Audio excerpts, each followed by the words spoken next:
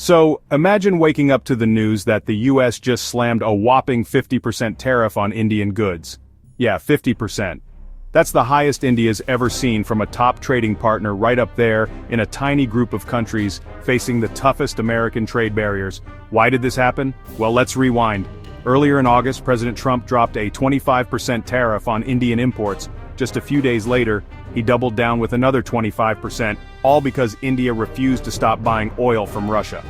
Washington wants to squeeze Moscow over the Ukraine war, but India says, hey, our energy decisions are our own business. India's Ministry of External Affairs didn't mince words. They called these tariffs unfair, unjustified, and unreasonable. For India, Russian oil isn't about picking sides, it's about keeping fuel prices stable at home and honestly worldwide. But the fallout? It's massive. We're talking about $87 billion worth of exports now at risk: textiles, gems, jewelry, leather goods, marine products, chemicals, auto parts, you name it. Over half of everything India ships to the US could suddenly be a whole lot more expensive. That's 2.5% of India's entire GDP just hanging in the balance. And it's not just trade. India's also hitting pause on $3.6 billion in US defense deals.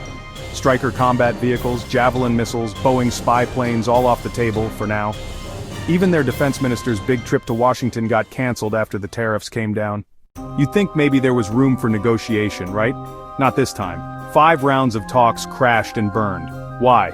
Agriculture and dairy. India's finance minister called them big red lines. These sectors feed and employ millions in India, so slashing tariffs there was never really an option. All of this is happening despite what people used to call the Trump-Modi bromance. But now, experts are saying US-India relations are at their worst point in decades. Years of building trust, slow and steady, now look like they're falling apart. The strategic partnership that was supposed to be a model for the 21st century, suddenly, it's on thin ice. But here's the twist: India's not just sitting back.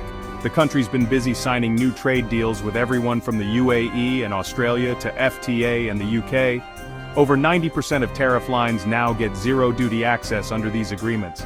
So, India's got options, and that's real leverage. Meanwhile, Prime Minister Modi's gone full make in India.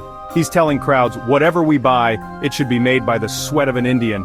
It's not just a slogan, it's a rallying cry to boost local industry and ride out the global storm. So what's next? The world's watching to see if the 2 largest democracies can pull back from the brink, or if this trade war is just getting started. One thing's for sure: what happens next won't just shape US-India relations, it could send ripples through the entire global economy. Thanks for watching. Let me know what you think about the tariff war, and who's got the stronger hand here. Don't forget to like, subscribe, and I'll see you in the next one.